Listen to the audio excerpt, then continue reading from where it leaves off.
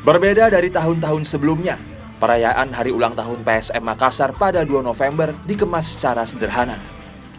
Situasi pandemi menjadi alasan utama PSM Makassar menggelar syukuran hari ulang tahun ke-105 secara terbatas, di mana hanya dihadiri perwakilan pemain, manajemen, dan sponsor, serta mengundang beberapa anak panti asuhan. Perayaan ulang tahun tim Ayam Jantan dari Timur digelar terpusat di kantor Bosowa Berlian Motor, Jalan Urip Sumiharjo, Makassar, Selasa malam. Di momen istimewa ini, PSM Makassar tetap berkomitmen untuk mengikuti apapun kebijakan PSSI maupun PT Liga terkait kelanjutan kompetisi di tengah pandemi COVID-19 yang belum usai. Meski hanya dilakukan terbatas, perayaan HUT PSM yang mengangkat tema Berjuang Bersama tetap melibatkan seluruh supporternya melalui daring. Untuk kelanjutan Liga, itu kan PSSI sudah memutuskan bahwa ditunda dan akan dilanjutkan nanti di tahun 2021, rencananya seperti itu. Nah, sekali lagi kami manajemen PSM Makassar di momen ulang tahun ini, sekali lagi kami menegaskan kami tetap pada komitmen awal, yaitu tetap mengikuti apapun nanti yang menjadi kebijakan PSSI dan PT Liga. Umpama itu nanti Liga betul-betul dilanjut, artinya lanjutkan di pekan keempat, ya oke, PSM ikut, karena memang komitmen awal PSM ketika Liga ini dihentikan karena pandemi COVID, ya memang kami sudah berkomitmen untuk tetap ikut melanjutkan dan menuntaskan musim 2020. Sejumlah kelompok supporter menggelar nonton bareng tetap menerapkan protokol kesehatan, di antaranya menggunakan masker dan menjaga jarak.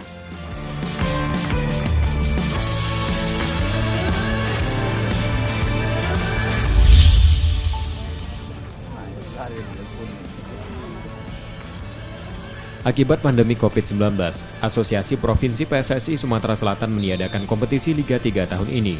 Keputusan tersebut setelah Asprof PSSI Sumsel melakukan rapat dengan EXO dan sejumlah pihak terkait. Selain Liga 3, Asprof PSSI Sumsel meniadakan kompetisi turunan lain di bawahnya. Selain waktu yang singkat, faktor kesehatan dan keselamatan pemain menjadi alasan kompetisi Liga 3 Sumsel ditiadakan. Dampaknya sudah jelas untuk pemain dan pelatih hilang kesempatan untuk menampilkan timnya pada tahun ini, yang sehingganya kesempatan untuk tampil di suatu kompetisi bisa dilaksanakan pada tahun depan.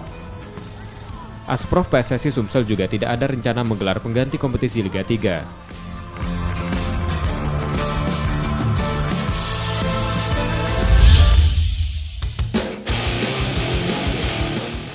Ketua Umum Pengprov PBSI Banten Ari Wibowo mantap mencalonkan diri sebagai Ketua Umum PBSI periode 2020-2024. Pada deklarasi pencalonan dirinya Rabu siang di Tangerang, Banten, Ari mengklaim telah mendapat dukungan dari sedikitnya 11 Pengprov, termasuk trio Pulau Jawa, Jawa Tengah, Jawa Timur, dan Yogyakarta.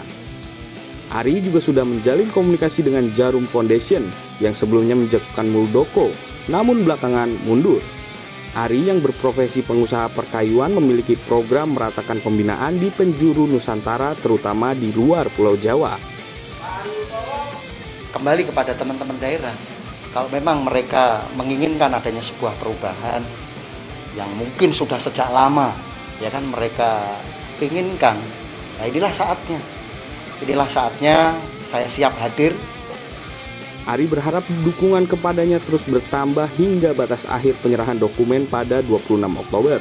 Selanjutnya, pemilihan Ketua Umum PP PBSI periode 2020-2024 akan digelar pada Munas yang diselenggarakan 5 hingga 6 November di Serpong. Ari kemungkinan akan berhadapan dengan Agung Firman Sampurna pada pemilihan nanti.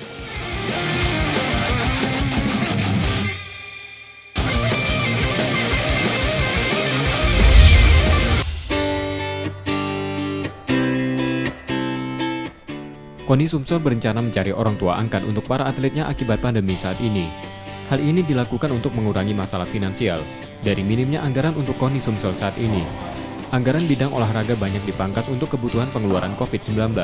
Dengan orang tua angkat, KONI Sumsel berharap dapat membantu atlet dari sejumlah cabur yang saat ini melakukan persiapan PON Papua 2020 nanti. tentu peran Bapak Angkat dalam hal perusahaan-perusahaan, BUMN, BUMD, BUMS ya, yang ada di Sumatera Selatan ini tentu akan sangat membantu. Apalagi atlet-atlet kita juga ini kan sekarang menemui hambatan yang besar dalam pola latihan, mengatur bagaimana supaya performa mereka tidak jauh menurun dengan perubahan-perubahan yang harus dilakukan. Saat ini baru 3 cabang olahraga di Sumsel yang menerapkan program orang tua angkat. Orang tua angkat didorong pada perusahaan BUMN, BUMD yang ingin berkontribusi demi kemajuan olahraga di Sumatera Selatan.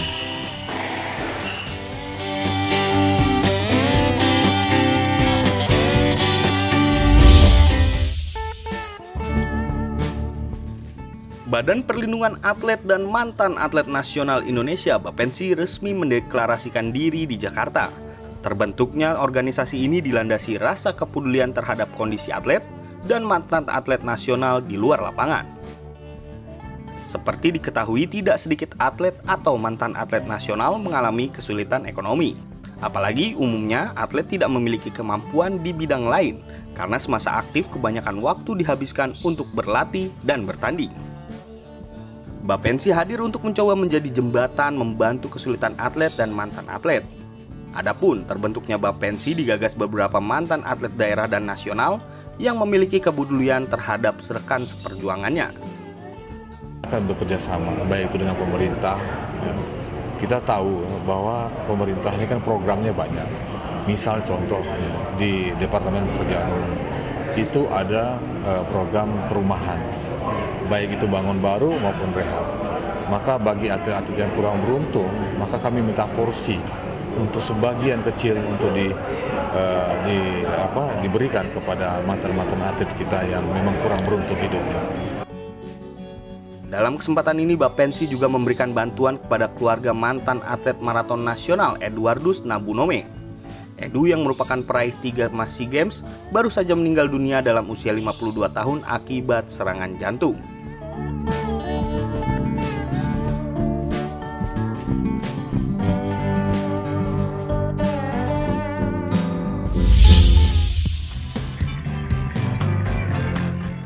Meski gagal melanjutkan kompetisi dan tidak ada juara, IBL tetap memberikan apresiasi terhadap penampilan individu masing-masing di liga. Ada 8 penghargaan yang diberikan untuk para penampil terbaik pada IBL Awards yang digelar Minggu malam. Abraham Damar dari Indonesia Patriot meraih gelar pemain terbaik atau MVP. Penampilan konsisten Bram sepanjang musim berhasil membuat namanya keluar sebagai pemain terbaik, menyisihkan Andakara Prastawa, Daniel Wenas, dan Widianta Putra Teja. Sementara itu untuk kategori pelatih terbaik menjadi milik juru taktik NSH Jakarta AF Rinaldo. Inal mampu membawa NSH tampil kompetitif dan berada di posisi 2 klasmen sebelum Liga hiatus. Penampilan mengkilap NSH tidak lepas dari aksi pemain asing mereka Mike Glover. Mesin poin NSH Jakarta ini pun terpilih sebagai pemain asing terbaik, menyisihkan nama Dior Lauharn dari Pelita Jaya dan pemegang gelar ini di musim lalu, Savon Goodman.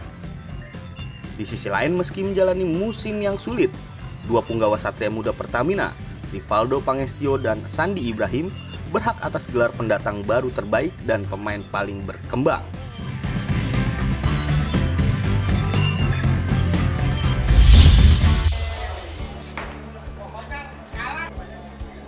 Inilah kompetisi Katapel yang pertama kali diadakan di kota Solo. Markas Katapel Indonesia adalah wadah bagi para pencinta Katapel. Dan sejumlah klub sudah berdiri di berbagai kota. Kompetisi di Solo ini diikuti oleh sejumlah klub dari Solo, Boyolali, hingga Jakarta. Tingkat kesulitan kompetisi Katapel ini cukup tinggi karena sasaran yang dituju berukuran kecil. Dan atlet pun harus benar-benar telak dalam mengenai sasaran. Apabila kena tapi sasaran tidak terjatuh, maka tidak dihitung angkanya. Para pecinta Katapel sendiri berkeinginan agar permainan ini menjadi cabang olahraga baru di Indonesia. Sebelum-sebelumnya Katapel kan dianggap sebuah permainan kan. Nah kali ini kita memperkenalkan dengan konsep bahwa ini olahraga gitu. Bahwa ini olahraga, makanya lomba ini kita adakan dengan konsep peraturan-peraturan modern. Kompetisi semacam ini rencananya akan dilakukan rutin di berbagai kota di Indonesia. Di tingkat internasional, sebenarnya kompetisi ketapel sudah sering diselenggarakan.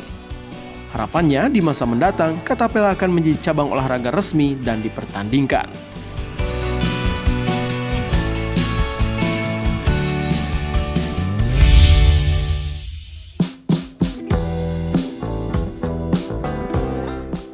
Penyerang Sriwijaya FC Rudiana menjadi salah satu pemain yang terpilih mendapat beasiswa dari Kemenpora dan Asosiasi Pelatih Sepak Bola Seluruh Indonesia untuk mengikuti kursus kepelatihan lisensi C tahun ini. Rudiana akan meninggalkan timnya Sriwijaya FC sementara waktu karena kursus tersebut 1 hingga 16 November nanti. Mantan penyerang Sulut United ini mengaku bangga terpilih menjadi salah satu pemain yang diberi kesempatan mendapatkan beasiswa kepelatihan.